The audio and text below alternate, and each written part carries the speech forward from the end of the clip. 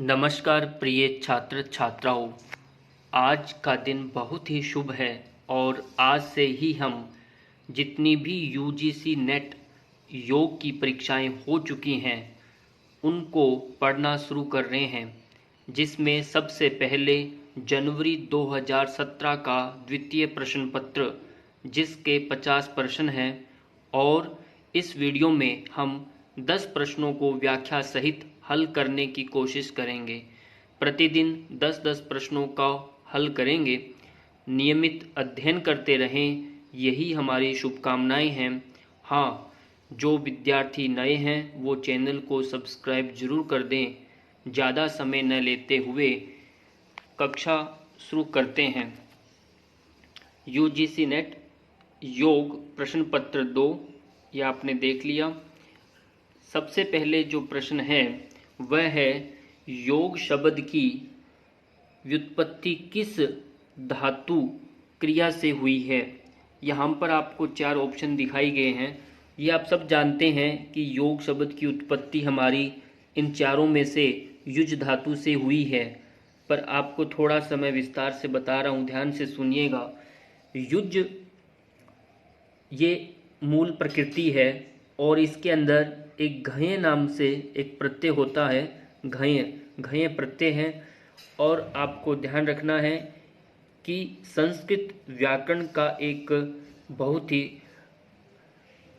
बड़ा ग्रंथ है जिसका नाम है अष्टाध्यायी। अष्टाध्यायी में 10 गण हैं, उनमें से योग की जो व्याख्या मिलती हमें वो आता है सबसे पहले चुरादी गण, जिसमें युजिर योगे कहा, योग यानी अर्थ वहाँ पर जोड़ना लिया गया। दूसरा जो आता है रुदादी गण है, जिसमें युजिर संयमने, संयमन यानी नियंत्रण अर्थ में लिया गया। तीसरा है दिवादी गण। दिवादी गण में युजर समाधु यानी समाधि अर्थ में। यहाँ जो महर्षि पतंजलि ने जो अर्थ लिया गया है का समाधि अर्थ में, वो दिवादी गण से है युजर समाधु। ये आपको ध्यान रखना इस बात का। अगला जो प्रश्न है वह है कि आपका स्वामी कुवल्यानंद का योग गुरु कौन थे। अब इसमें पट्टा जोइस है। पट्टा जोइस यानी के पट्टा जोइस हैं ये। टी कृष्णमाचार्य, माधव दास, इसमें भी जो सही उत्तर है वह है माधव दास, यानी स्वामी कुवल्यानंद के गुरु रहे हैं माधव दास। अब हम इन एक एक करके इन चारों को एक बार समझेंगे। सबसे पहले जो ये पट्टा जोइस है, इसका पूरा नाम के पट्टा जोइस है। इनका जो जन्म 26 जुलाई 1915 में हसन, एक कर्नाटक में शहर है, वहाँ इनका जन्म हुआ। अष्टांग विन्यास योग के ये प्रवर्तक माने जाते हैं। ये इन्होंने इसका अनुसरण किया, इनको विस्तार दिया। अष्टांग विन्यास योग के ये योग गुरु रहे हैं। अगला जो है टी कृष्णम आचार्य। टी कृष्णम जो आचार्य हैं, ये टी का अर्थ यहाँ पर है तिरुमलाई। श्री तिरुमलाई कृष्णम आचार्य हैं और इनके जो गुरु हैं वह भगवान दास हैं। और इनके शिष्य आप जानते होंगे, वो BNS अयंगर हैं और दूसरे BKS अयंगर हैं। ये दोनों इनके शिष्य हैं और इन्होंने भी योग अष्टांग विन्यास का प्रचार किया। ये भी आपको ध्यान रखना है। अगला इसी के साथ साथ आपको अगला माधव दास जो है, माधव दास को समझने से पहले आपको ध्यान रखना है लोनावाला कैवल्य धाम, ये एक इंस्टीट्यूट है यहाँ पर, सबसे पुराना है। उनके स्वामी कुवल्यानंद जी हैं। लोनावाला कैवल्यानंद के स्वामी कुवल्यानंद जी हैं योग गुरु। जो उनका जन्म जो है कुवल्यानंद जी का 30 अगस्त 1883 का जन्म हुआ गुजरात में। और इनके गुरु हैं माधव दास, जो हमारे सामने ये प्रश्न का सही उत्तर है। योगेंद्र जो अगला है, ये भी योग के बहुत बड़े गुरु रहे हैं। इन्होंने 18 नवंबर 1897 काल के ये इनका जन्म है। सूरत के यानी गुजरात के रहने वाले हैं और हठ योग के अभ्यासी थे। आपने सुना है the yoga institute. The yoga institute ये 1918 में इन्होंने खोला। सभी देशों में इसकी संस्थाएं हैं, उनके ये संस्थापक रहे हैं। इस तरह से ही आपको प्रश्न को पूर्णतः व्याख्या के साथ समझना है। अगला जो प्रश्न है, ईशावास्य उपनिषद। ईशावास्य उपनिषद कौन से अध्याय में? अमृत तत्व की प्राप्ति। ये बहुत सिंपल है, इसमें हम पढ़ लेते हैं कि ये विद्या जो है ये इसका सही उत्तर है। अब आपको ये थोड़ा, हर बार जो प्रश्न आता है नेट के अंदर वो अगली बार वैसा का वैसा नहीं आता, इस बात का ध्यान रखना है। हाँ, इन प्रश्नों में से प्रश्न निकलते हैं पर वो उसी के जुड़े हुए प्रश्नों में से आते हैं, इसलिए आपको इनसे जुड़े हुए सभी इन ऑप्शनों को अच्छे से समझना है। आप पहले देखिए, ईशावास्य उपनिषद जो है इसके अंदर ये शुक्ल यजुर्वेद जो है उससे ये लिया गया उपनिषद है। ईशावास्य उपनिषद के अंदर 9वां, 10वां और 11वें मंत्र के अंदर ये विद्या जो आपको सामने दिखाई दे रही है, इसका सही उत्तर जो है विद्या और अविद्या का वर्णन हमें मिलता है। अब इसमें विद्या जो है वह ज्ञान के रूप में ली गई है और अविद्या कर्म के रूप में है। कहा जाता है जब साधक कर्म और ज्ञान के तत्व को जानकर कर्म करता है वह अमृत तत्व प्राप्त कराता है, यानी करता है। इसलिए अमृत तत्व को प्राप्त तब कराता है जब वह कर्म और ज्ञान के तत्व को जान के कर्म करता है। इस तरह से आपको इसको समझना है।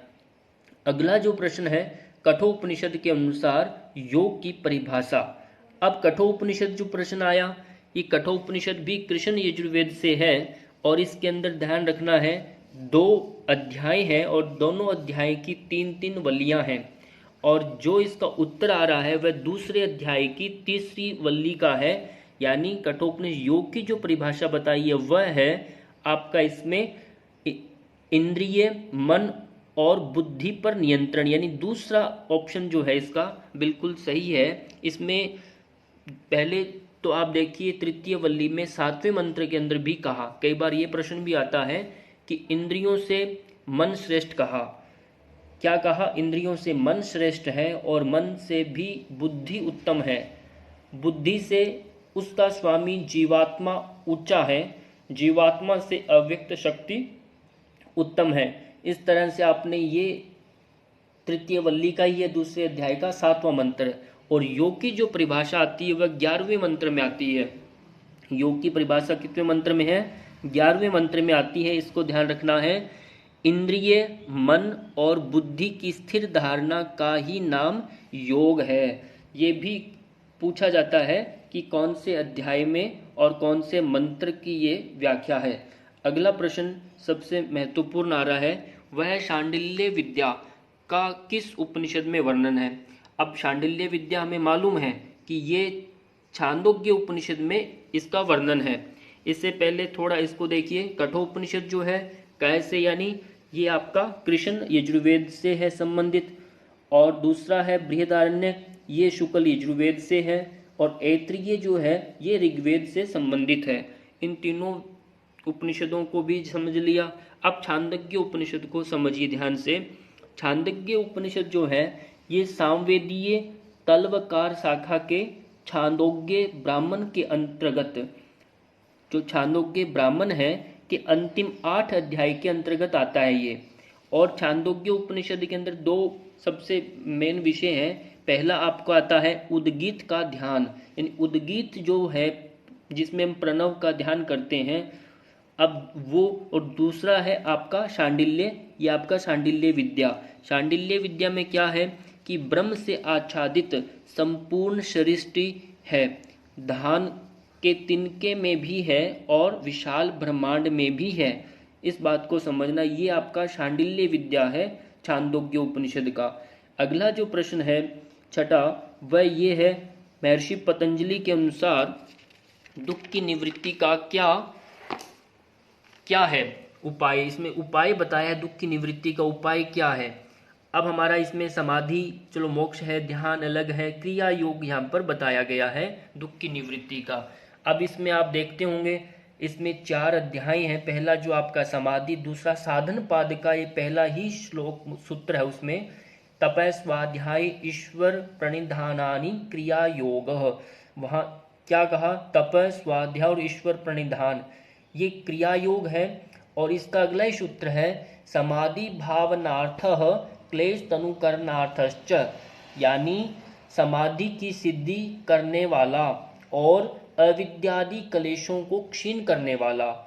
ये आपका अविद्या क्या है? अविद्या, अस्मिता, राग, द्वेष, अभिनिवेश, ये 5 प्रकार के क्लेश हैं। इनको हम क्रिया योग के माध्यम से दूर करते हैं। यहाँ भी ये विशेष ध्यान रखना है, ये तप जो है यही आपका क्या है? ये कर्म है। स्वाध्याय आपका यहाँ क्या है? ये ज्ञान है। ईश्वर स्वाध्याय आपका क्या? भक्ति हो रहा है। ईश्वर क्षम्यता, तप जो आपका यहाँ कर्म योग है, स्वाध्याय आपका क्या है? ये ज्ञान है, ईश्वर प्रणिधान यहाँ भक्ति योग है। इन तीनों के माध्यम से ही हम क्या करते हैं? राजयोग की प्राप्ति कर पाते हैं। अगला जो प्रश्न है वह ये है, सिद्ध सिद्धांत पद्धति में कितने आसनों का वर्णन किया गया है? अब ये बहुत इंपॉर्टेंट है। पहले तो ये ध्यान रखना है कि सिद्ध सिद्धांत जो पद्धति है उसमें वो किन्होंने लिखी है, ये भी प्रश्न आता है। किनका रचित ग्रंथ है ये सिद्ध सिद्धांत पद्धति वाला? ये गोरक्षनाथ जी ने इसको लिखा है सिद्ध सिद्धांत। और इसमें 6 कितने अध्याय हैं? 6 उपदेश दिए गए हैं। 6 उपदेश हैं। उनके अंदर ये जो आपका ये आसनों की चर्चा है, यानी अष्टांग योग का इसमें चर्चा की गई है, वो है दूसरे अध्याय में। दूसरे अध्याय के अंदर अष्टांग योग का वर्णन है। और उसमें जो आसन शब्द है, आसन जो है वो 3 प्रकार के कहे हैं। अब ध्यान रखना है कि जो भी कोई ग्रंथ है वो एक तो पद्यात्मक यानी श्लोक में बद्ध होता है, दूसरा गद्य जिसमें एक गद्य रूप में श्लोक नहीं होते, वो एक गद्यात्मक होते हैं। भाषा उसमें एक कहानी की तरह रहता है। तो ये जो ग्रंथ है ये आपका गद्यात्मक है। तो इसमें गद्यात्मक में ये दूसरे अध्याय का यानी दूसरे उपदेश का 34वां गद्य है, जिसके अंदर आसन शब्द का वर्णन किया गया। वो 3 आसन कौन कौन से हैं? जो वो है स्वस्तिक आसन, सिद्धासन और पद्मासन। ये 3 प्रकार के आसन कहे गए हैं। अगला जो प्रश्न, हठ रत्नावली के अनुसार महायोग के प्रकार हैं। महायोग के कितने प्रकार हैं? अब महायोग के प्रकार, महायोग तो अपने आप में एक योग है जो 4 प्रकार के योगों से मिलकर बनता है। वो 4 प्रकार के योग कौन से हैं? उससे पहले जानिए हठ रत्नावली के रचयिता कौन है। वो रचयिता है श्री निवास योगी। जो श्रीनिवास योगी जी हैं वो हठ रत्नावली के रचयिता हैं। ये एक प्रश्न बनता है। और दूसरा प्रश्न ये है, हठ रत्नावली में अध्यायों की बात करें तो इसमें 4 प्रकार के अध्याय हैं, 4 अध्याय हैं। और 4 प्रकार के जो योग हैं वो है, पहला मंत्र योग है, दूसरा आपका लय योग है, फिर आपका राजयोग है, फिर हठ योग है। इन चारों को मिलाकर बनता है महायोग। इसलिए ये महायोग का भी कोई पूछे चर्चा आती है तो हठ योग रत्नावली में आती है। और रत्नावली के रचयिता आपको पता चल गया, अध्याय पता चल गया। अगला प्रश्न है, भुजंगीकरण प्राणायाम का निम्नलिखित में से किस ग्रंथ में वर्णन मिलता है? ये भुजंगीकरण जो प्राणायाम है ये पहले समझिए, ये वर्णन कहाँ मिलता है? ये हठ रत्नावली में मिलता है। इन तीनों में नहीं है, बाकियों में योग वशिष्ठ ये सब नहीं है। किसमें है ये? हठ रत्नावली में। हठ रत्नावली के अंदर प्राणायाम की जो संख्या बताई गई है वो 8 बताई गई है। और उसके अंदर एक कुंभक को यदि हम जोड़ें तो आपके 9 बन जाते हैं। एक यदि हम कुंभक को जोड़ें तो आपकी संख्या 9 बनती है। पर यहाँ पर जो 8 प्राणायाम जो हैं जिनको कुंभक की संज्ञा दी गई वो कौन कौन से हैं? आप क्रम से ध्यान रखना है। सूर्य भेदी है, सूर्य भेदी के बाद उज्जयी है, शीतली है, शीतकारी है, भस्त्रिका है, भ्रामरी है, मूर्छा है, केवली है और भुजंगीकरण है। इस तरह से यदि हम देखें ये पूरे के पूरे 9 आपके प्राणायाम हो गए। इन 9 को आपने ध्यान रखना है। ये भुजंगीकरण जो है ये आपका 9वां ही प्राणायाम है। अष्ट कुंभकों के अंदर ये अलग से नहीं है। ये बात आपको विशेष ध्यान रखनी है। अगला जो प्रश्न आता है आपका वह ये है, निम्नलिखित में से सिद्ध सिद्धांत पद्धति ये सिद्ध सिद्धांत पद्धति के चक्रों के बारे में अक्सर बहुत बार प्रश्न आता है। ये सिद्ध सिद्धांत आपने जान लिया गोरखनाथ जी का है, और इसके अंदर जो चक्रों की बात कही गई है वो 9 चक्रों की आपके इसमें बात कही गई है। इसमें 9 चक्कर हैं, आपको पहले बता दिया था कि 6 इसमें अध्याय हैं। 6 अध्याय के अंदर दूसरा जो अध्याय है उसका नाम है पिंड विचार। पिंड विचार के अंदर ही 9 चक्रों की बात की गई है। अब 9 चक्रों को आप ध्यान से समझिए वो कौन कौन से, फिर इसमें सूत्र आपको मिल जाएगा वे 2 कौन से इसमें चक्र हैं। पहला जो है ब्रह्म चक्र है आपका। ब्रह्म यानी आपका मूलाधार चक्र, पर ब्रह्म ही याद रखना है, यहाँ पर मूलाधार चक्र को याद नहीं रखना, ब्रह्म चक्र को ही मूलाधार चक्र कहते, ऐसे समझिए। स्वादिष्ठान चक्र है, नाभि चक्र है, नाभि चक्र को मणिपुर चक्र कहते हैं। अनाहत चक्र है, कंठ चक्र है, कंठ चक्र का नाम दूसरा विशुद्धि चक्र है। और अगला है छठा तालु चक्र, तालु यानी घटिका चक्र हुआ। अब इसमें आपका तालु चक्र भी आ गया है 1 नंबर। दूसरा है भ्रू चक्र, भ्रू चक्र जो है आज्ञा चक्र है।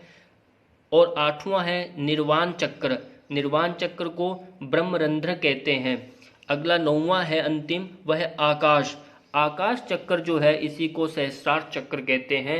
इसलिए इसमें जो 2 उत्तर में मिलते हैं वो तालु चक्र और आकाश चक्र, ये 2 हैं। सहस्रार चक्र और सूर्य चक्र नहीं है। अब सहस्रार चक्र आप सोचेंगे कि ये क्यों नहीं, क्यों आकाश चक्र को वहाँ संबोधित किया गया है न कि सहस्रार चक्र को, इसलिए आपको आकाश चक्र को ही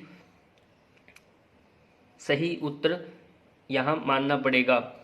इसी तरह से आपके आज के 10 प्रश्न पूर्ण हो गए, और इनको आप अच्छे से देखिए, अच्छा लगे तो इसको ज़रूर शेयर करें। इसी के साथ अगला वीडियो जल्दी कंटिन्यू आएंगे, आप इसके साथ बने रहिए। थैंक्स फॉर वॉचिंग, धन्यवाद।